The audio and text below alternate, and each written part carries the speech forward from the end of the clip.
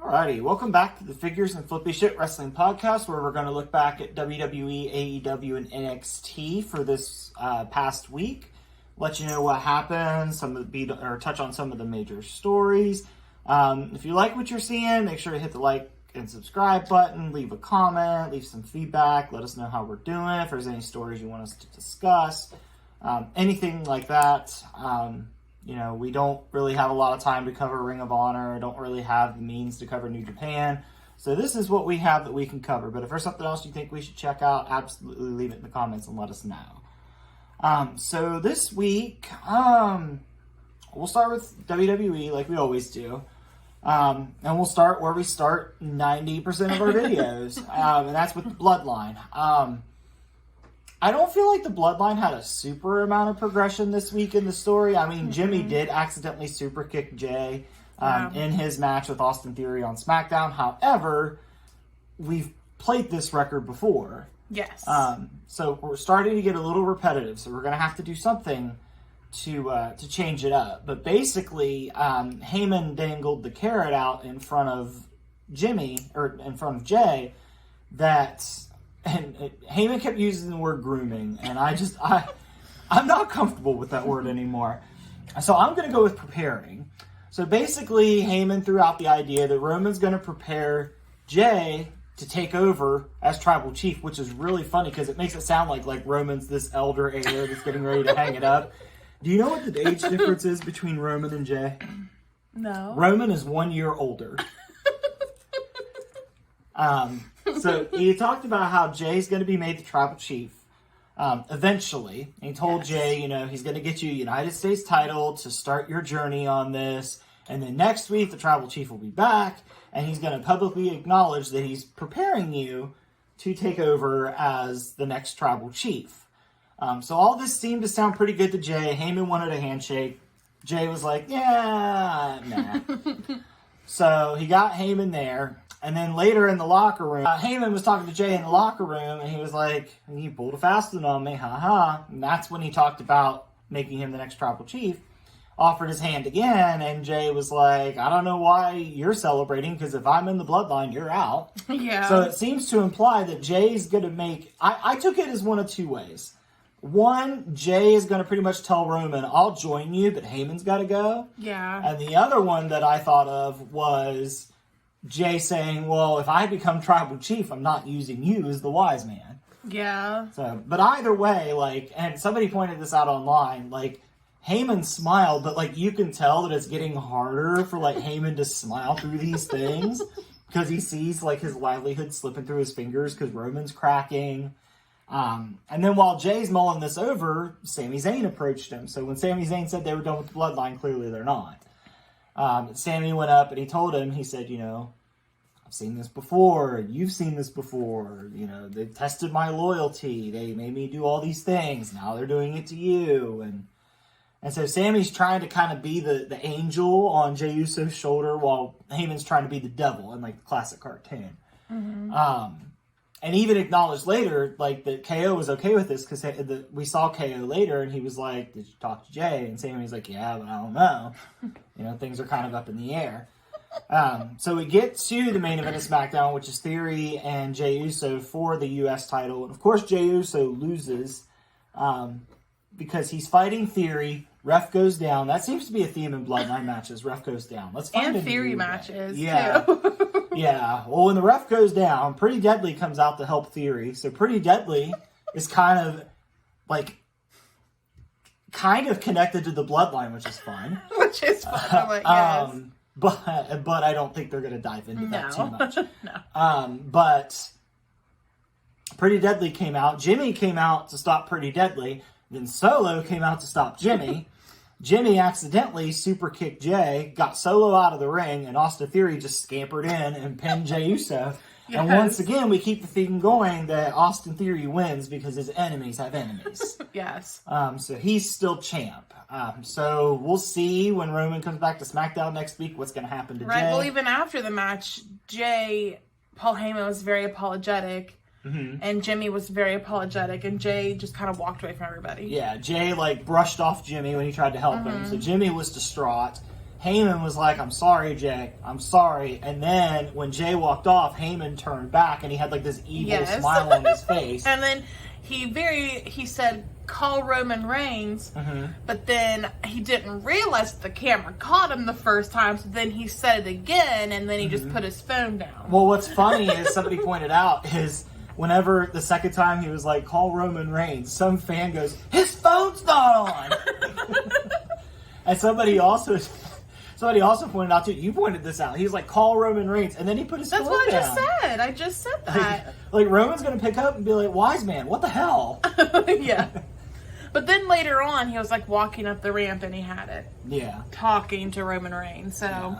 So we'll see what happens with Roman comes back next week. I think we're kind of angling towards maybe Usos versus Roman and Solo Money in the Bank, with maybe Roman. I'm thinking we're going to get Roman versus Jimmy at SummerSlam. Maybe. And then I saw somebody put a progression of matches that they think is going to happen last night online.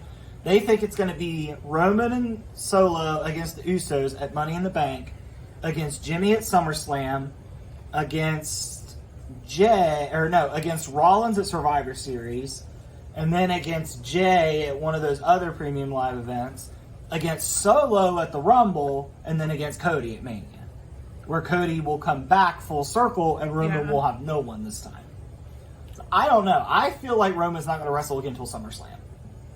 I don't know. Maybe. But with Money in the Bank being in London, they may want to capitalize on it being international. But Roman wasn't in Puerto Rico, so who knows? Even though I know Puerto Rico is not international, it's an American colony. But anyway, so that's what's going on with the Bloodline. So we'll see what happens when Roman gets back.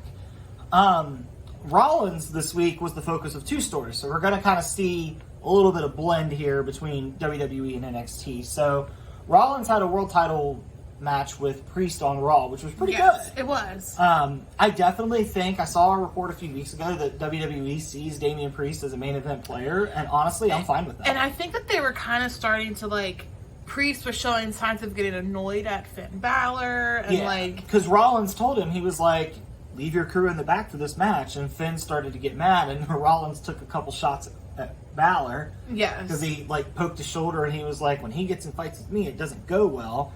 And then Priest told him he was going to have one of the shortest World Heavyweight title reigns yet, and Rollins was like, yeah, but any way you slice it, it's going to be longer than Finn's was. So Finn was just taking a beating in that segment.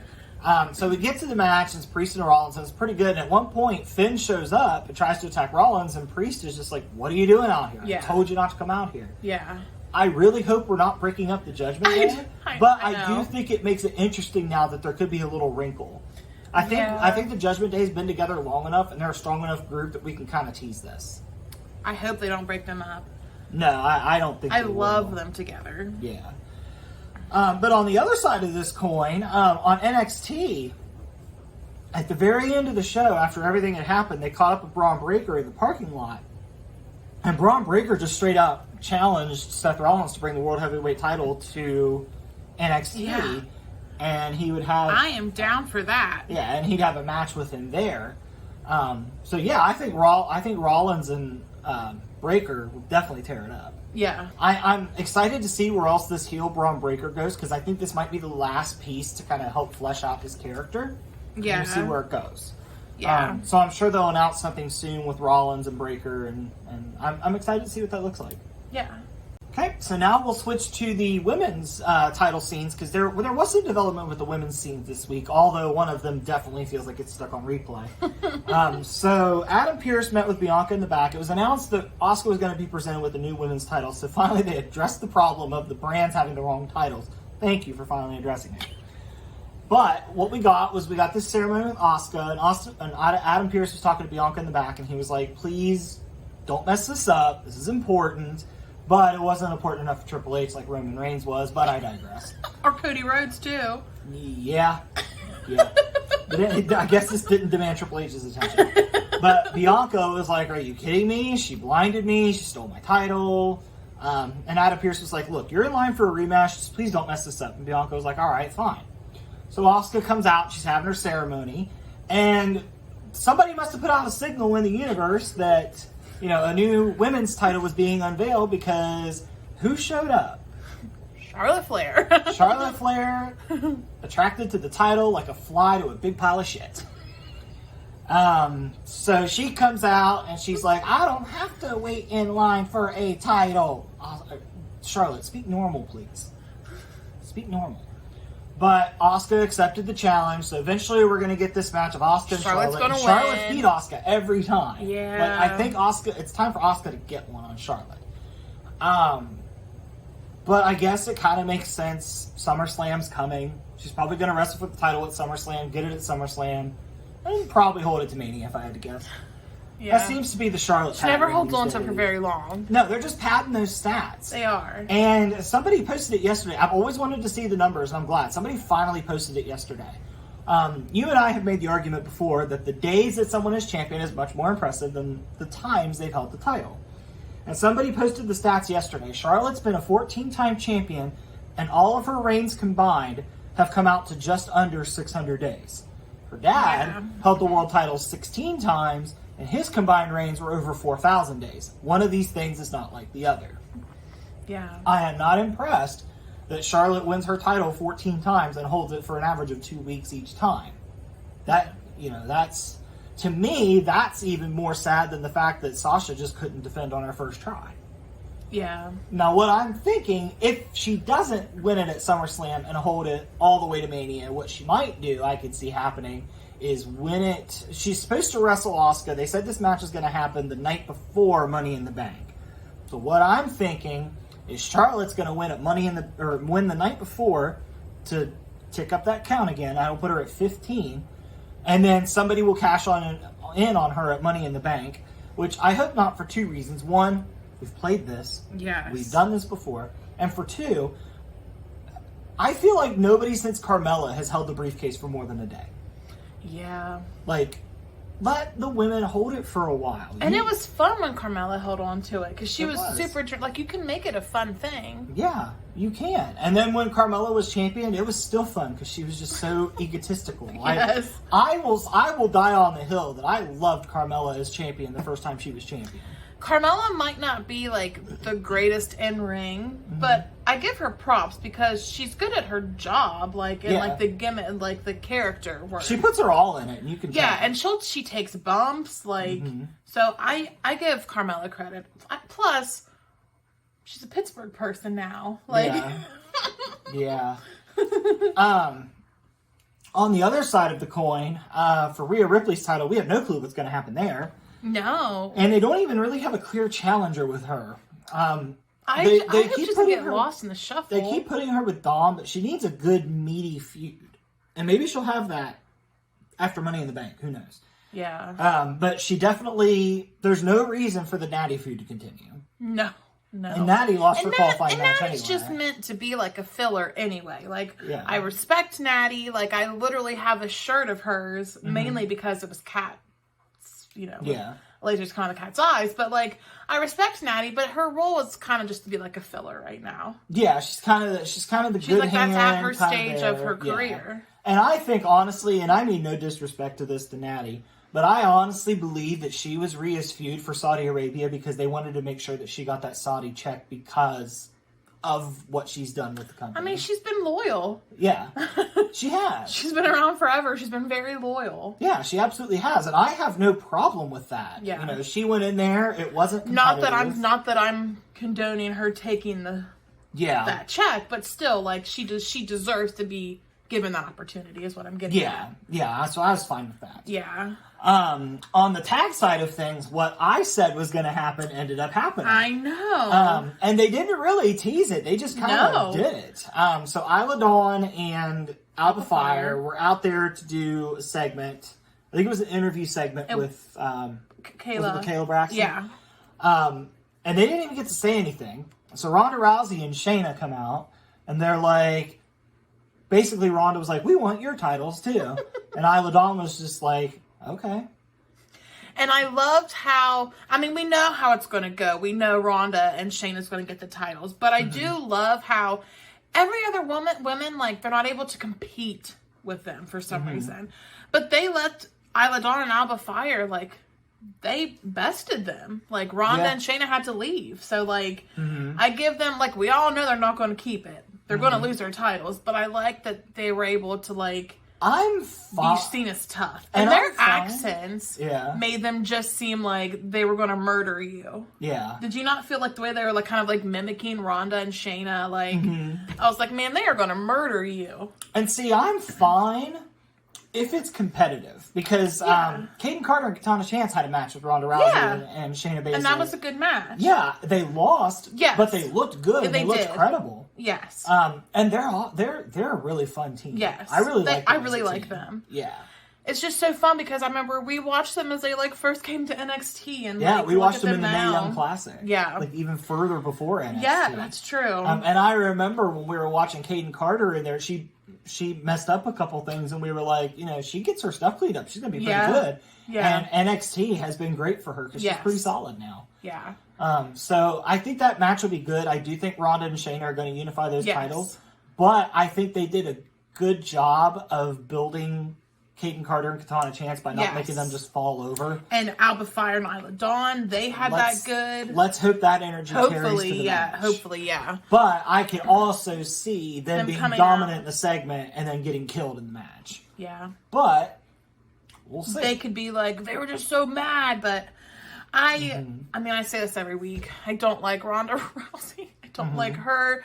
But I don't mind her having the title just because they're very cohesive. However, now that I see a little bit more cohesive tag teams out there, I'm gonna be more disgruntled every week that she has the titles. But still, yeah. But I mean, we are. But for the fact like when they got them, I do feel like they were the best option because the tag teams weren't that cohesive. We're building a pretty good base because Carter and Chance are a good base. Isla Dawn and Alba Fire are a good base. Yeah. I think Raquel and Liv worked fine until Liv got hurt. Yeah, because they had at least been together more than a couple weeks. I just don't like Raquel. Yeah, but I think if they give it some time, honestly, I feel like the women's tag division has almost been booked better than the singles titles. I agree, which is very odd. I was gonna say it's very ironic based on where it started, but yeah, essentially, you know, Mercedes and Trinity, I'll use the name they're going by now. Walked out of the company over it. Yeah. But, I mean... But at the same time, it was somebody different. Because wasn't that still Vince at the time, or was that Triple H? Yeah, so it was somebody different at the time, too. Mm-hmm. And I have more faith in Triple H than I do Vince. Yeah. But, so that's what's going on with the women's tag titles. I was just thinking, this is random, but I was just thinking there was an FU Vince chant going on NXT this week. No, it was AEW. Week? Oh, that's what I meant. Yeah, AEW, because MJF brought up Vince McMahon. I don't remember why it was mentioned. There was an F that guy chant. Oh, yes. Yeah, that's what it was. Yeah. We'll talk about that segment in a little bit. So yeah, that takes care of kind of the women's stuff in WWE. As far as the Money in the Bank match, we had Io Sky and Bayley qualify. Did we have... And then we had Becky Lynch qualify. Yes. So that match is shaping up to be pretty fun. I'm excited to see Io Sky in a ladder match. Like a Money in the Bank match. I would love to see Io Sky win it. Honestly, I would love to see. I would love to see Asuka take care of Charlotte and get Charlotte out of there. Basically, what I would love to do is let's do this. Let's have Io win the briefcase and hold on to it for a while. Let Asuka beat Bianca. Let Asuka beat Charlotte. Because Charlotte could be in a feud that doesn't have the title. Becky's been doing it just fine. It's kind of like a Becky. Like, yeah. I really hope, you might have already said this, I really hope that Becky doesn't win Money in the Bank. I love Becky Lynch, but she doesn't need it. Other women need it more than Becky Lynch does. She could pull a Charlotte if she wanted to. She even said that in a promo. She says she's at her level of career where she doesn't need a title. Yeah. So let's not get a title on her. Yeah.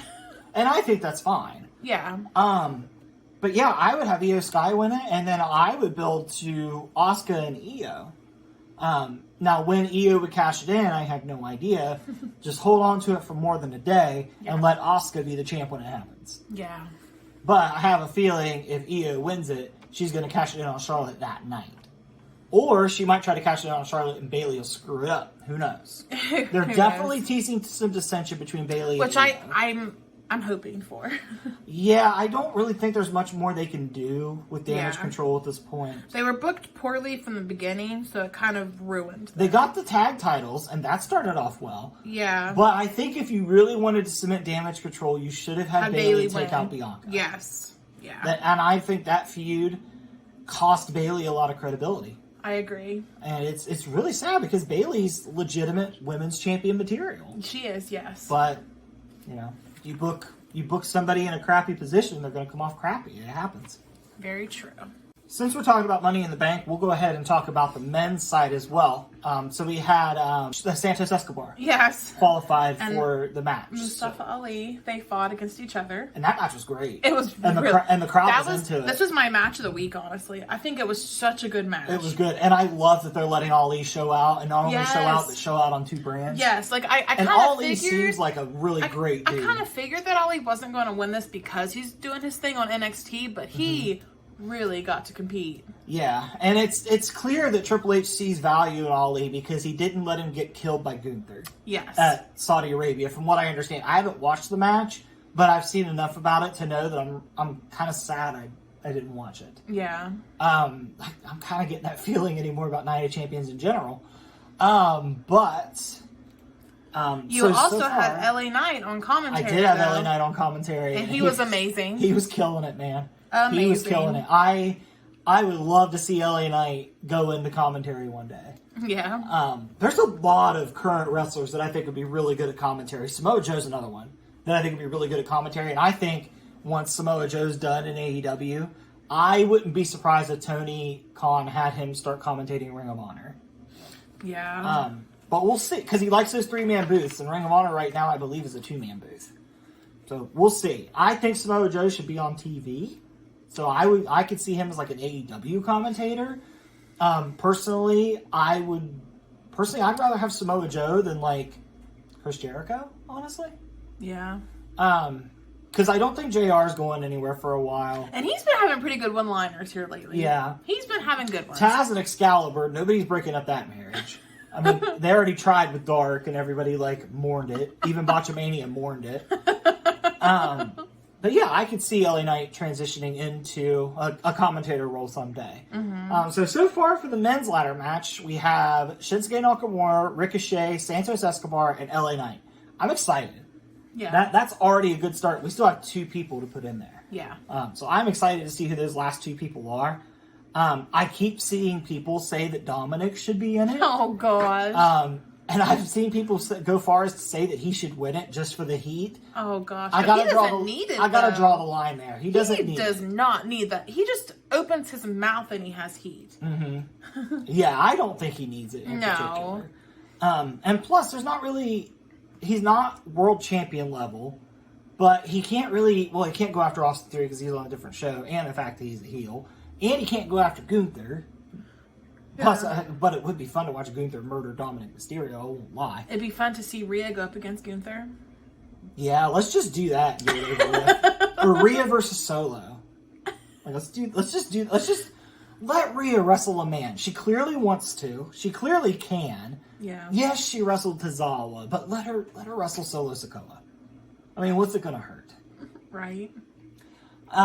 But speaking of Gunther, we're kind of going out of order of our notes here, but I keep just connecting things that I don't mean to. Hell, I could even go down to this point, but we'll wait there. Gunther definitely seems to be having Riddle pick a fight with him. And Riddle showed a little bit of an aggressive side last week, where they were doing an interview and Kaiser and Vinci approached him and Riddle just snapped and just went straight after Vinci's leg. So I think that introducing the wrinkle in Riddle's character that he's a psycho killer when he's not chill, I think that adds to his character, and I think that's the direction we should go. Yeah. When he's not high, he's a psycho killer. Or even though, he snaps out of his high to attack. I think we should do that with Riddle. You could almost book Riddle to be an Incredible Hulk type. Where he's when he's his... as you put it, his stoned, chilled self, he's one way, but then something happens that sends him into that rage where he just murders everything in front of him. I really think you could do the Incredible Hulk with Matt Riddle. I really think you could do it. Okay. Let's get back up here to the tag titles.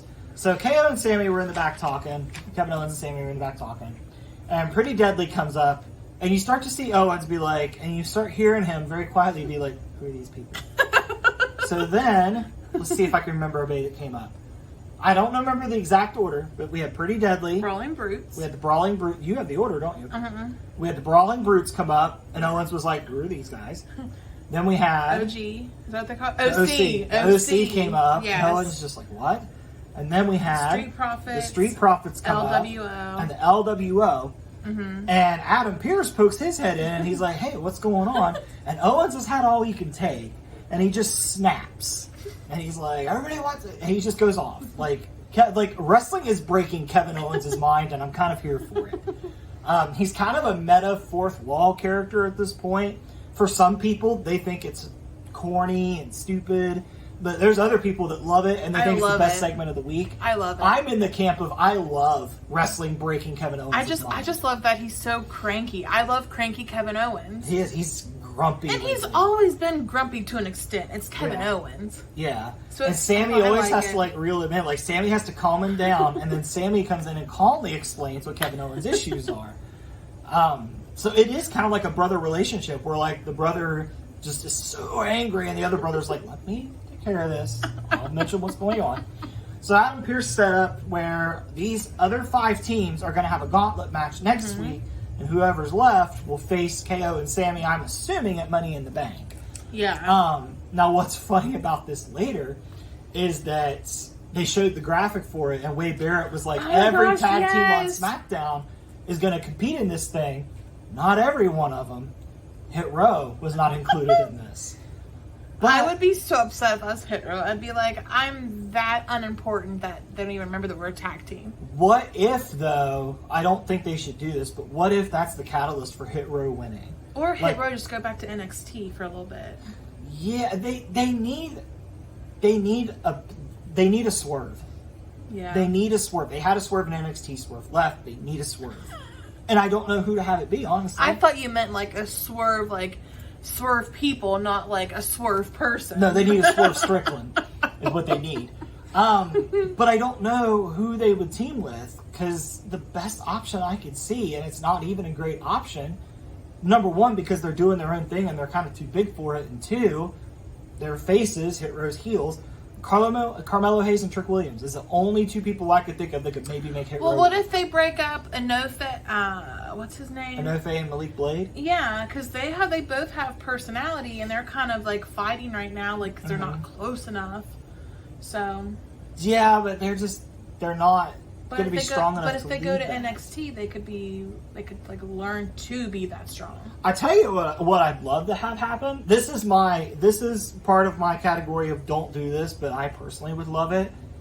Just let them go to NXT and let them have their leader be Noam Dar. I was just going to say they need somebody like a Noam Dar. Yeah, but I just don't know. I feel like they don't really know what to do with Hit Row, and I think that Hit Row hasn't made the splash they were hoping they would.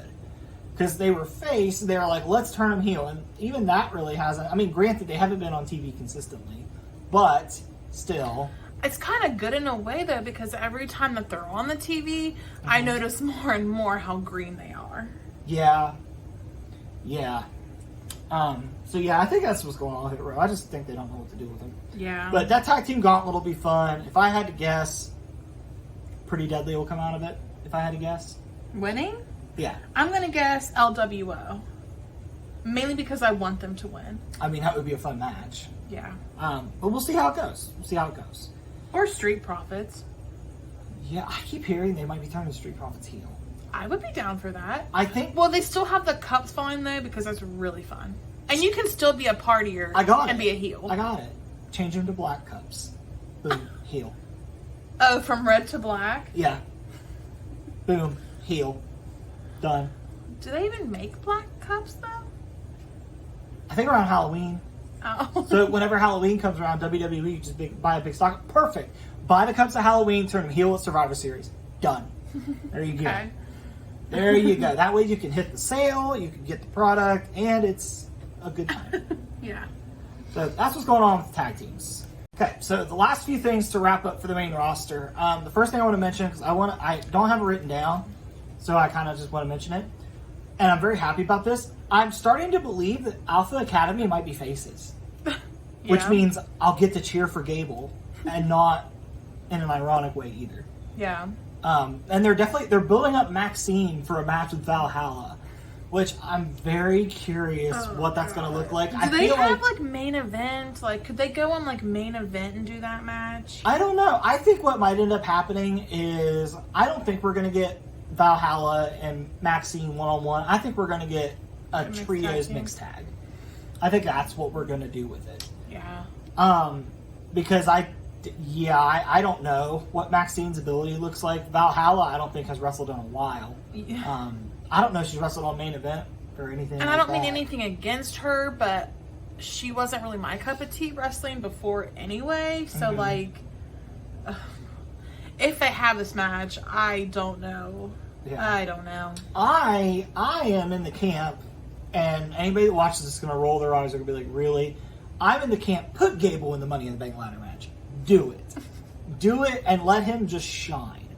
Gable could be the next Kurt Angle if they let him. They could. He could, yeah. Because he's got the ability. He's an Olympic competitor. And he could be goofy when he needs to be. He is literally Kurt Angle 2.0, and you don't use him like Kurt Angle. Yeah. I mean, maybe you kind of do. Maybe that's how I've gotten to this comparison. But let's go full bore with it. Let Gable, put in a clinic against Gunther or something. Yeah. That match would be good. They might have already wrestled. No, Alpha Academy wrestled Imperium, I believe. But yeah, let Gable challenge Gunther and let him go a good 15 minutes. I think it'd be fantastic. So in my usual soapbox, push Chad Gable, push LA Knight. Speaking of people I put on my soapbox, we did a fun thing in WWE this week. We took the most over person that they have, Sami Zayn excluded, in Cody, and we had a segment with him on Miz TV, and Miz brought out Dominic. And as soon as it happened, I was like, oh, this is like a thunderstorm forming in the ring. Like, the heat of Dominic and Cody, like, it was just like an ice storm. And Dominic got his shot in on Cody. Cody called Dominic a terrible mistake. Yeah, because he was talking about Rey Mysterio, and he said, I know Rey has made mistakes because I'm looking at one. Yeah. And then Dominic slapped Cody and then ran and hid behind Rhea Ripley. Yeah. And then Rhea and Dominic ran away, so Cody was like... Well, after Cody refused to step up to Charlotte, to Rhea. To Rhea, yeah, because Rhea got in his way, and Cody was just like, are you kidding? I'm not doing this. Yeah. So then what did Cody do? He saw the Miz there, and the Miz thought it was funny, and he was like, ha ha ha, bang. Have you heard people talk about that Brandy Rhodes might come wrestle? Let's not do that. Let's not. I like Brandy Rhodes as a person, I think. I don't really know much about her. Mm-hmm. But, like, let's stick to your strengths. Yeah. Like, nothing that she ever did in AEW, like, even amounted to anything. And, like... She turned Dan Lambert face. She did.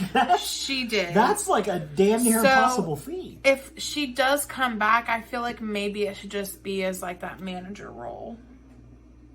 If probably. That. Like, he doesn't even need her. Yeah. I feel so mean even saying that, but he doesn't need her. Yeah. He doesn't. So I don't really want her to come back. I would rather Cody find a woman on the roster that's already there. Yeah. But, I mean, what would his options be if he did that? Who's on Raw that's a face that he could pick? Raquel? I mean... Actually, I'm thinking that makes a lot of sense because Raquel and Rhea have exchanged looks before. And they're both larger women. Taller women, I guess. Yeah. I mean, I could see it. Honestly, it wouldn't be the most surprising thing to happen on WWE to me if it happened. It wouldn't be probably the best thing ever. I think it'd be better than Brandy. In general, I guess. I think it'd be better than Brandy. I guess I'll trade him back flexing. For a Brandy. For open night, or open mic night, bitch, or something like that. That's her thing in AEW that people always quote. Oh my Like gosh. on the boards and stuff. Like whenever Brandy's mentioned, they're like, it's open mic night, bitch, or something. I don't even know where it came from. I think it came from when we weren't watching. Probably. I think. I'll have to seek it out sometimes so I can understand the joke. Baron Corbin had his qualifying match against... oh man, who did Baron Corbin wrestle? It was... Butch. That's right. Butch qualified too. Yes. Once again, that's fun. I'm excited for that. Yes. Which means that's a SmackDown person that qualified. So that leaves a Raw person, Chad Gable. And we had another NXT crossover here. Yeah, because Carmelo Hayes and Trick Williams were in the crowd, and they drew attention to it. Like, they were like, everybody, here's these guys. I know. It was very nice because they were like NXT chants, and Carmelo Hayes is, and I love Trick Williams. Yeah. So I think Carmelo and Trick are about ready. I think the next round of call-ups, they're going. Yeah. And I think they're going to go as a team, and I think they should go as a team. Yeah. But Corbin was so distracted by them being there that it was just a bad night for Corbin. It's always a bad night for Corbin. It is, which is kind of his gimmick at this point, which I can appreciate. Even his gear's awful. Yeah, it really is. It looks like he just gone to the gym. Like, I feel like that's done on purpose. Probably. Like, it's so his bad. Money is all about his money his entrance music all about like money, and it's like you come out. The problem is they still have his entrance music from when he was Happy Corbin, and his video. They haven't changed it to reflect his new persona. No. So Baron Corbin feels very disjointed right now. Like, I feel like they kind of know what they want to do with him, but they don't know how they want to get there. Yeah. But anyway, going back. I feel like a good first step would be changing his music, though. Yeah, that would be a good first step. Yeah, it would be. It would be, and they could do all that in NXT. They could refresh him in NXT. They can, easy. yes. So let's run down Corbin's bad night. So Corbin was in his match with Butch. He couldn't stop with Carmelo Hayes. And Carmelo Hayes and Trick Williams were literally just sitting there. Like, they didn't do anything. They didn't, no. And until the end. Yeah, until the end, and Corbin forced the issue. So Corbin loses to Butch. The match doesn't even go to commercial. No. Which I think is hilarious that he's a bum on the main roster, but in NXT he's a threat. I think that's kind of funny. Well, his thing, though, is that he was there whenever NXT kind of first started. Like, as NXT as we know it started. Yeah. Not like NXT with the then Daniel Bryan. Yeah. And I love that they're playing on the fact that Corbin was the last person to pin Roman Reigns, because he could use that in his delusion to think that he's better than he is. Yeah. I think it's cool that we keep calling back to that. I hope one day him and Roman cross paths even for one segment, so Roman can address it. I want that one time. One time. Backstage, Baron Corbin walks in the locker room, that's it. Like, Roman wouldn't even know who he was at this point. Like Baron Corbin, who are you? I'll set the scene. Baron Corbin walks into the Bloodline locker room. Roman Reigns says, "Who the hell is this?" And Corbin's like, "I beat you," and da-da-da-da-da. Roman just looks away. Solo hits a Samoan spike. Corbin's bad night continues. There, boom, done. Well, I mean, after his match, even after getting attacked by Trick and Carmelo, he was attacked by Cameron Grimes. Yeah, he was backstage talking to somebody. He was like, "That's not fair. Carmelo Hayes and Trick Williams distracted me." And Cameron Grimes just walloped him in the head. So Baron Corbin's building all kinds of enemies. He's got 3 or 4 enemies right now. Yeah. And they're all getting the best of him, which is funny. Yes. Because if you look at Baron Corbin's enemies list right now, you have Carmelo Hayes and Trick Williams, you have Cameron Grimes, and you also have Dragunov. And he's wrestling Dragunov on NXT this week. Yeah. So that's fun. That's fun. Dragunov is gonna. Oh man. Yeah. And the last kind of major thing that happened this week is they're building a feud with AJ Styles and Karrion Kross. I'm sorry, I just don't care. I don't. I really want to like Karrion Kross because, oh my god, his entrance. Mm-hmm. I want to like him so bad just for his entrance alone, but he just in the ring he just does nothing for me. Although Scarlett Bordeaux's wrestling, so I'm intrigued. Yeah, they're doing a mixed match of AJ Styles and I refuse to call her Michin, Mia Yim. I don't think I've seen Scarlett Bordeaux wrestle since she was on Impact as the Smoke Show, and like all these men trained her. I think she's wrestled at house shows. Has she? In WWE, I believe so. Oh, okay. But we're gonna get a mixed tag between them, and like I said, I like AJ Styles enough. I want to like Karrion Kross, but I just don't care. I know. And I hate to say that. That sounds mean, but I just don't care. Yeah. I don't know. I feel like AJ Styles going from the World Heavyweight title down to here is a step down. But I don't feel like Triple H sees Karrion Kross as a step down. I do feel like Triple H sees him as a threat. Triple H really likes him. I just don't think he's just not clicking with the crowd. He's just not clicking. It's kind of like Gallus. like on the NXT side, like Triple H and Shawn literally clearly love Gallus, but the fans could care less. Yeah. But at least Karrion Kross has the cool entrance. Yeah. But I mean, Gallus has a bar. Yeah, I mean, hell with it. Let AJ Styles and the OC start picking at Roman Reigns while he's busy with other things. Like, let someone, why has no one looked at all this family turmoil and been like, this might be a good time to go after Roman? Why has nobody done that? But that covers main roster WWE this week. This was another week where you made it all the way through Raw in the first sitting. Raw, I feel like Raw's starting to hit a groove a little bit. It's starting to become my favorite show of the week, honestly. Really? And it's the longest one. And I know they're like, if you watch back in older ones, like, I would be like, I'll never love Raw, it's too long. It's starting to become my favorite. It seems like they're starting to figure out a way to make it flow and not feel like it's taking forever. Yes. They're starting to hit that. Yes. And I'm not going to lie, I don't dislike having Roman dictate the whole show. Mm-hmm. And that makes it better. Because before, Roman dictated both shows. Yeah. And I like him kind of being gone for the most part. And I like that we're saving the Bloodline stuff for recaps. Yes, Heyman cut a promo this week, but it was just to hype up SmackDown. I'll let it slide. But I like that Bloodline stuff is now staying specifically on SmackDown. Yes. Because that's where it should be. Agreed. So yeah, that takes care of the main roster. Overall, both shows, I thought Raw was a little stronger than SmackDown this week, to be honest. Mm-hmm. But that's not to say that SmackDown was bad by any means, because we got Santos and Ali, LA Knight on commentary, Bloodline stuff. So, I mean, SmackDown still brought it, but I think Raw kind of had the edge this week. Yeah. So, are we ready to go into NXT? Yes. All right, so we've kind of hit on NXT a little bit. We talked kind of about a couple big stories already when it mixed with the main roster. I'm fine if that happens. Me too. But let's break down the rest of NXT. So they had a number one contenders women's battle royal, and last week on the podcast, just for fun, I was like, "Give it to Thea Hale. Yes. Why not?" And they gave it to Thea Hale. I couldn't have know been happier. the girl that's won one match. Yeah. But I couldn't be happier. Honestly, I really get a kick out of Thea Hale. I do too, when she's not being too extreme. And I saw somebody say this online, and I thought it was hilarious. But whenever Thea Hale won, they were just like, "Yeah, let's go, Cocaine Queen!" Like, oh man, we forgot to mention Dana Brooke was there too, though, in NXT. Yeah, she was there. Well, we just now talked about that. That's this true. is a good time to bring her up. That's true. Yeah, they brought Dana Brooke back in the parking lot, which was funny because all the comments online were like, "Dana, get out of the parking lot! Bad stuff happens there." So she got out of there. I think at one point Blair Davenport made an appearance at the Battle Royal too. So she's going to start sniffing around the title scene as well. Yeah.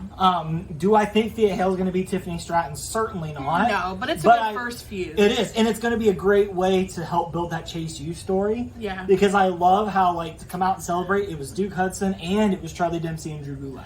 And Andre Chase posts about it on his Instagram, too. He? I can't wait for Andre Chase to come back because I can't wait for him and Duke to implode. Yeah. I really like the Chase U stuff. I do too. It's one of the things that I love about NXT because there's nothing like Chase U going on anywhere. Yeah. No one's ever done a wrestling university before. The closest is the Alpha Academy, but it doesn't feel like a university. It's just one guy teaching one guy how to wrestle. Like Duke University, Chase U has a group. They never wrestle. It's only Duke and Thea that wrestle, and Andre. But I really like Chase U. I don't know what it is about them. I just really enjoy them.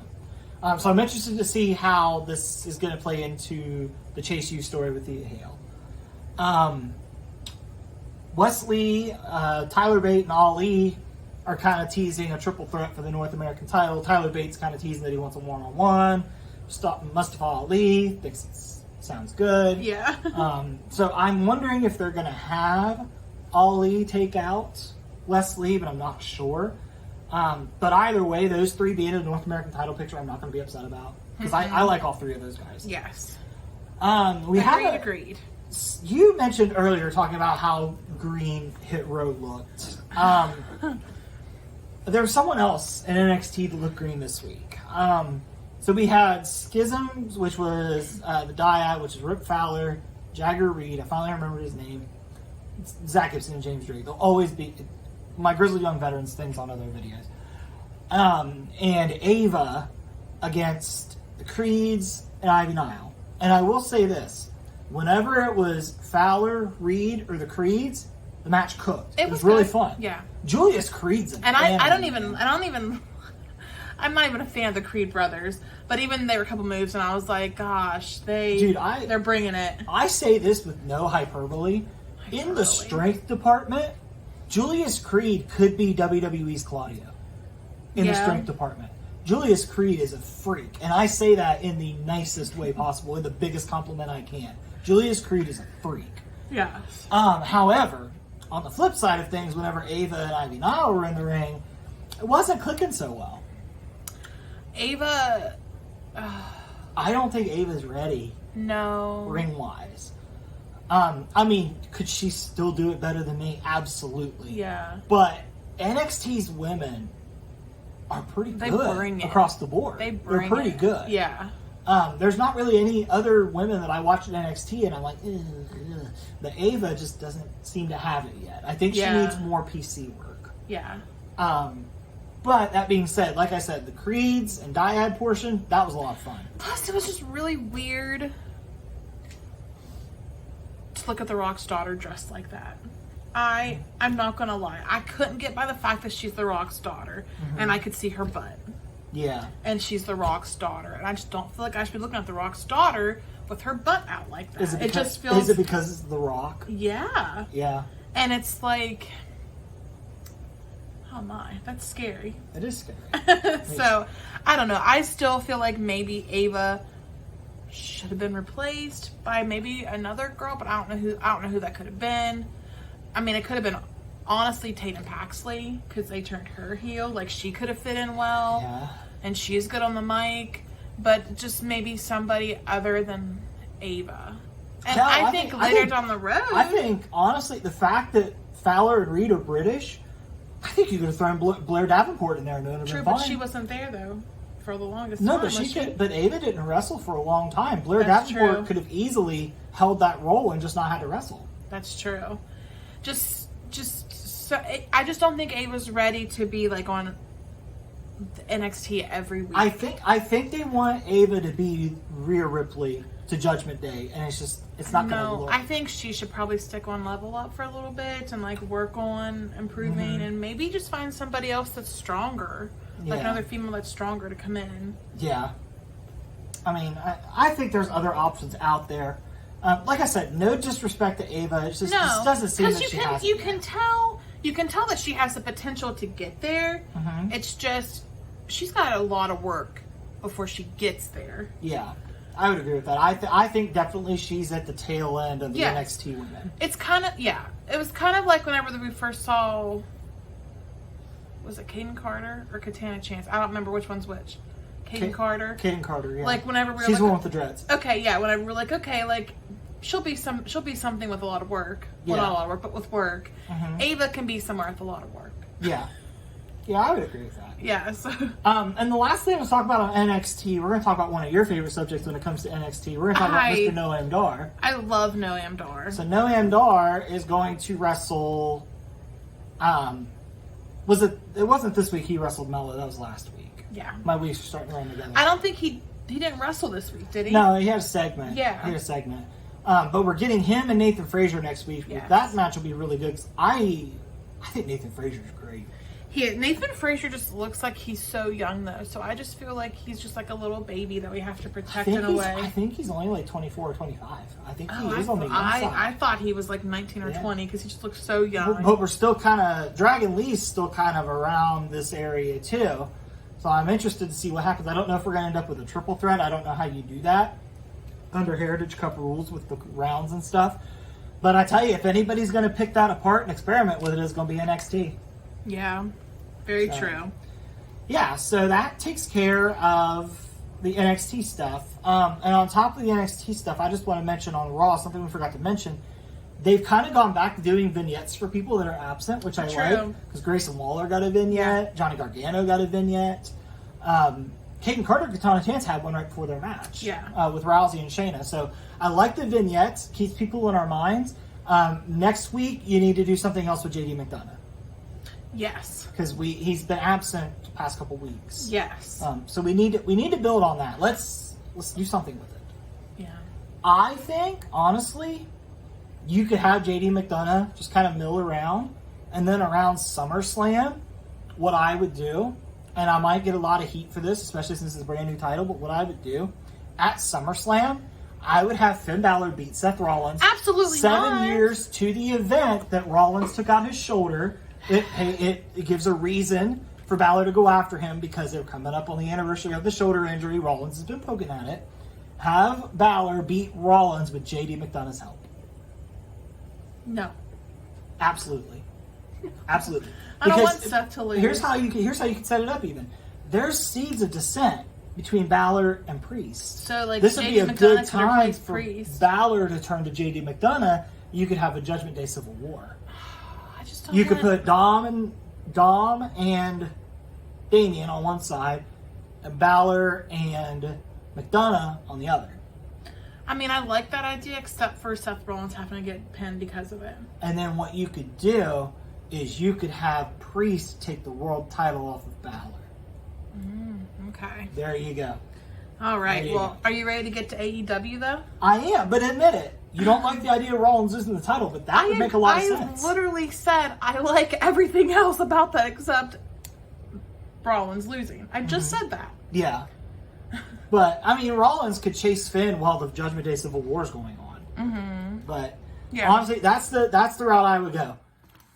Balor wins at SummerSlam, helps with McDonough, Judgment Day Civil War, Priest takes it from Balor. Yeah.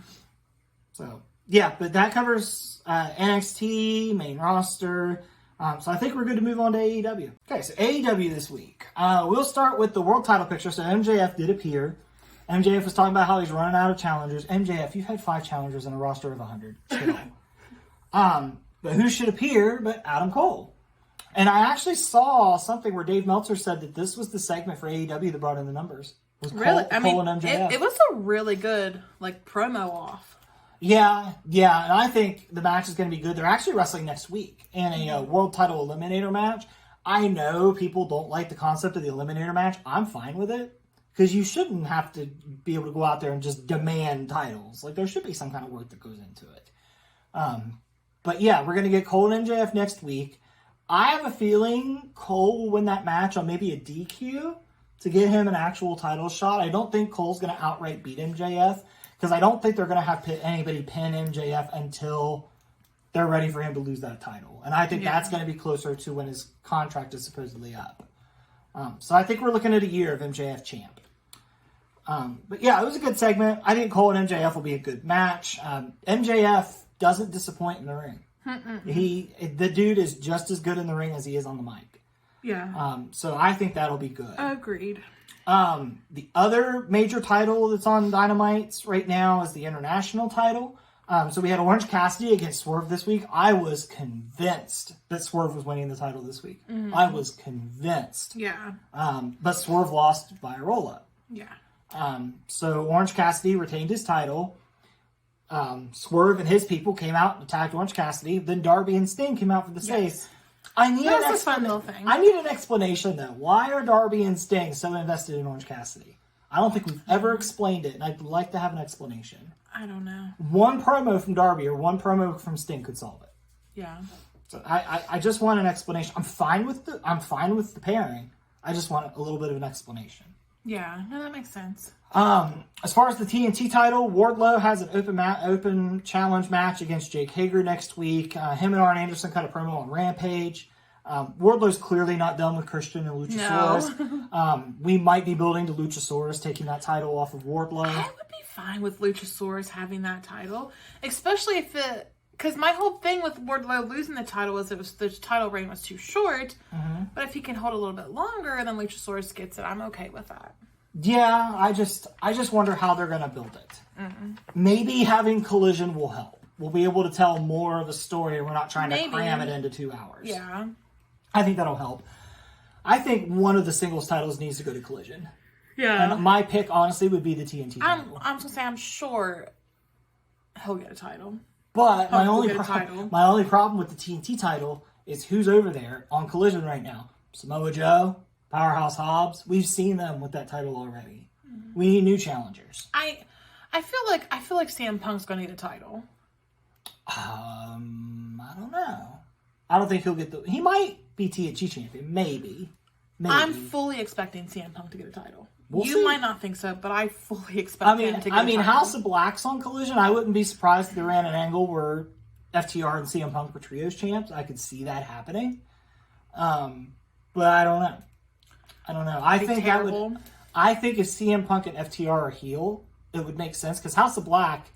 I think House of Black is meant to be heels, but they're just too cool to boo. Because I think House of Black's awesome. All 4 of them are great. They're a great unit. Mm-hmm. I think they're one of the most cohesive factions in wrestling right now. Mm-hmm. And that's putting it up there with Bloodline and all the Elite, Blackpool Combat Club. I think they're one of the most cohesive. Yeah. Because they're definitely all in the same mission. They never any infighting, never any mistakes in matches where one of them accidentally hits the other. They're a very cohesive unit. Gotcha. So I don't know. That's where I could see that happening. Speaking of cohesive factions, Blackpool Combat Club and the Elite. So Bryan Danielson is going to wrestle Okada at Forbidden Door. Yeah, I'll take some of that. That match is going to slap. That match is going to have all the stars in the world, and I can't wait for it. That being said, the Bucks and Hangman have challenged Claudio, Moxley, and Yuta to a trios match next week. And they're saying, can you do it without Bryan Danielson? Can you do it without Konosuke Takeshita? And so basically, we're going to get that trios match next week on Dynamite. That match will be good. I think we are building blood and guts. And I think we need to build there kind of quickly. I don't know that this feud will sustain another pay-per-view cycle. Yeah. But I think you could pay it off. It might make it to All In, but that's a big if. Because that's not till the middle of August. No, wait. Yeah, it's around August for All In. That's a long time for that feud to keep cooking. But where you've added extra pieces in, like Takeshita, if it's true what people are thinking, and Kenny is gone to go get Kota Ibushi, that can help extend it a little bit. Mm-hmm. So, I mean, there are things you can add to it to extend it a little bit, but I wouldn't go much longer with it personally. But I think the match will be good. Speaking of Takeshita, Don Callis, once again, this week, got Dom levels of heat, trying to cut a promo. Yeah. Saying he was going to cut he's talking about how if there's a cancer, you cut it out. Maybe he should have given that speech to Tony Khan in regards to CM Punk, but I digress. I'll take my shot at CM Punk since you always take the shots. But yeah, Don Callis is definitely getting that good eating heat. Yeah. So I'm excited to see where that goes. Oh, let's see. For the women's world title, we had a 4-way on Rampage, which was Britt Baker, Nyla Rose, Mercedes Martinez, and Sky Blue to see who faces Toni Storm on Dynamite. You and I both were like, why are we bothering? Right. It's Britt Baker. Right. It's Britt Baker. You said Sky Blue's going to take the pin. It's Britt Baker. No, it was Sky Blue pinning Nyla Rose. Right. Sky Blue won it. Yeah. I don't expect Sky Blue to beat Toni Storm. I hope they let her put in a good showing. Yeah. I think Sky Blue is skilled enough to where Toni Storm can kind of pick up where she still needs a little work to carry her to a good match. Sky Blue is good in the ring. I think what she needs to work on is her, a character work? Yes. Yeah. She's very bland baby face. I think that's kind of a problem with wrestling today is a lot of wrestlers' gimmicks are just, I'm a good wrestler. Yes. And that's fine and dandy, but that's not going to make me... yes, you'll put on a good match, I'll remember it. Mm-hmm. But I'm going to remember a Danhausen who I know it will get me entertained every time I see him, opposed to somebody that could give me a good match once in a while. Yeah, and there's a way to marry both of them. Look at Bryan Danielson. Yeah. He's a fun character. He's a shithead. Yes. And he's the best in the world in the ring. Yeah. So, I mean, you can do it. I think Danielson could really... Cody Rhodes is another good example of that, too. Cody Rhodes is a good example. MJF's a good example. Yeah. There's a lot of good examples to draw off of out there. I'll even put Roman Reigns in that category as well. I mean, some might argue he's more character, but yeah. Yeah, and but same with MJF, too. Some might argue he's more character, but... Yeah, but I think Roman has MJF syndrome, too, where Roman wrestles so little that once he does wrestle, you remember why he's good. You and I haven't seen him wrestle since Mania because we didn't watch Night of Champions. Right. And I'm going to just play devil's advocate. What I find impressive isn't Roman wrestling. Roman's wrestling. Mm-hmm. He punches and that's his thing. Mm-hmm. So like some might find that great, but me, he's not like the best of both worlds in my opinion. You need flashy offense. To I be do. Entertained. Yeah. See me, like I think for Roman. But then again, I love Bryan Danielson. For Roman, I think Roman's not high flying, but Roman can tell a story in a match. And I like that part of it. Yeah. I'm just saying I don't think his in-ring skills are as good as others. That's all I was getting at with that. Okay. For the other women's title, we had a TBS title match between Chris Statlander and... Oh, hell, why am I drawing so many blanks? Anna Jey, thank you. It was decent. It's good to have Statlander back. I like Anna Jey. I mean, I can buy this, but I didn't expect much from this match. Mm-hmm. I expected just to be a simple Statlander wins. Yeah. And it did its job. Yeah.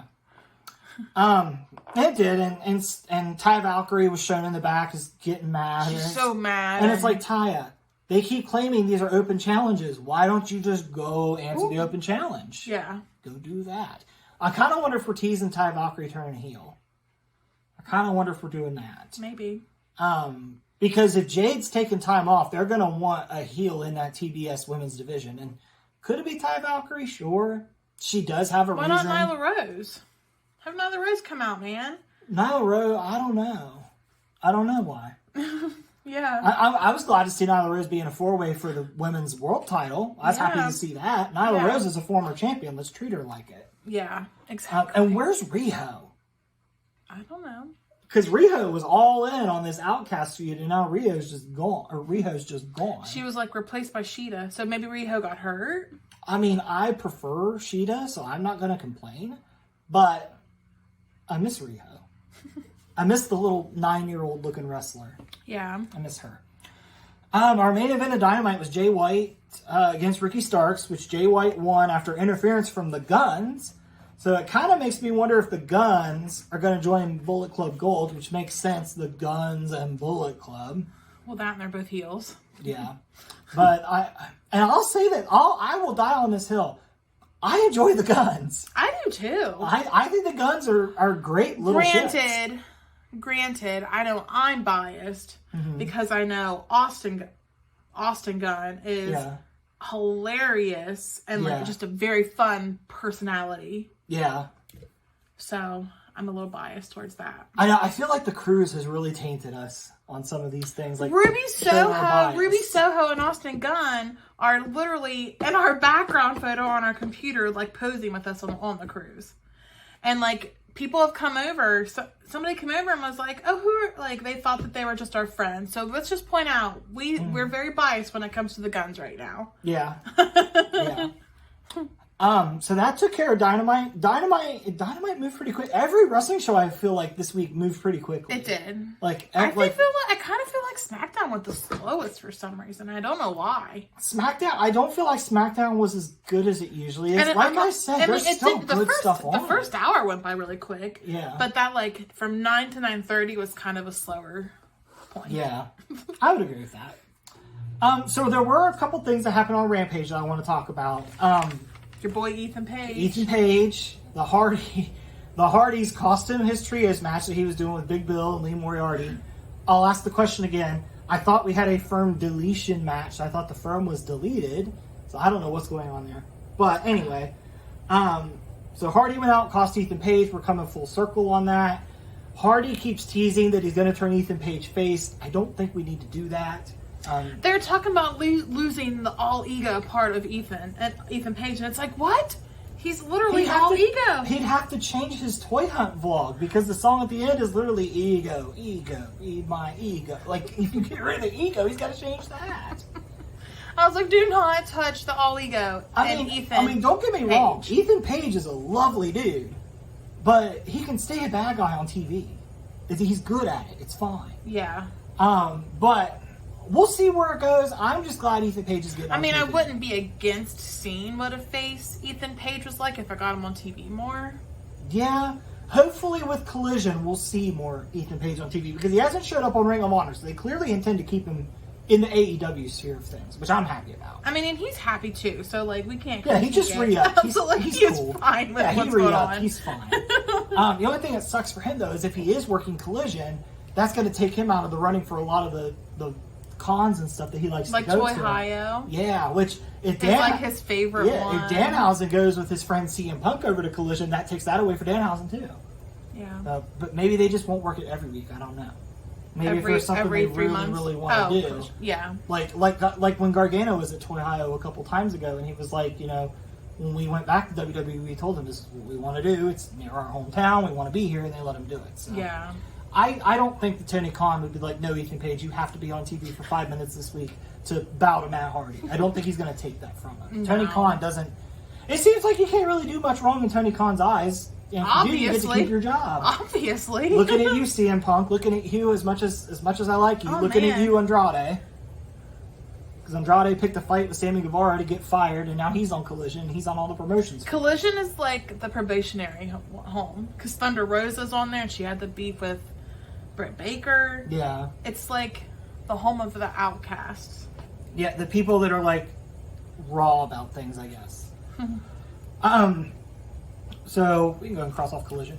The main event of Collision, speaking of which, they announced it's going to be Jay White, Juice Robinson, and Samoa Joe against CM Punk and FTR. I did see where CM Punk likes Jay White and wanted to work with Jay White specifically, so I don't know if Jay White's going to stay on Collision or not, but that seems to be kind of what they're going for at this point. Also forgot to mention, we talked about Forbidden Door. Omega Ospreay 3.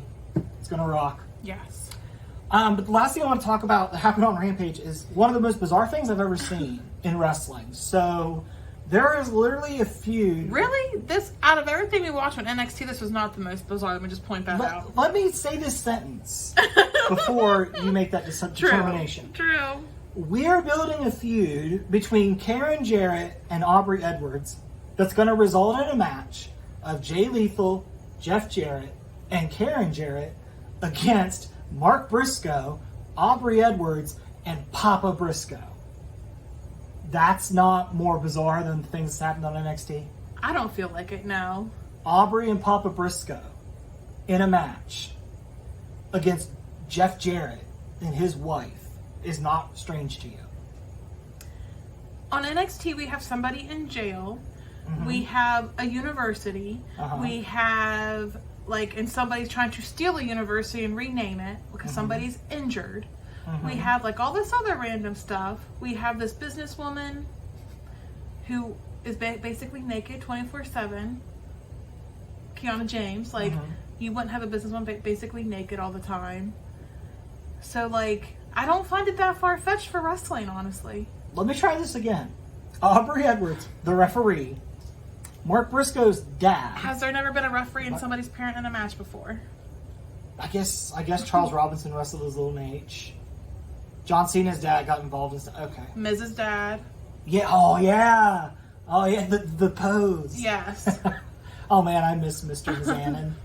That was fun when he was around. Okay, I'll grant your point, but it's still bizarre. You have to still give me it's bizarre. It is. I wonder if it's going to be a cinematic match at the farm, which would I think would be really fun. It might be. That could be really fun. As long as Excalibur doesn't do commentary and they don't do picture-in-picture with it, it'll be fun. The commentary does not bug me. I can tune them out.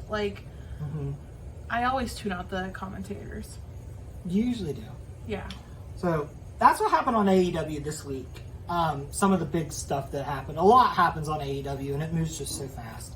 Especially Rampage. Yeah, Rampage. When it comes on, JR's fastest hour in wrestling. I don't think he's lying. No. I really don't think he's lying. So this week, I would say, honestly, my favorite show of the week might have been Raw. Same.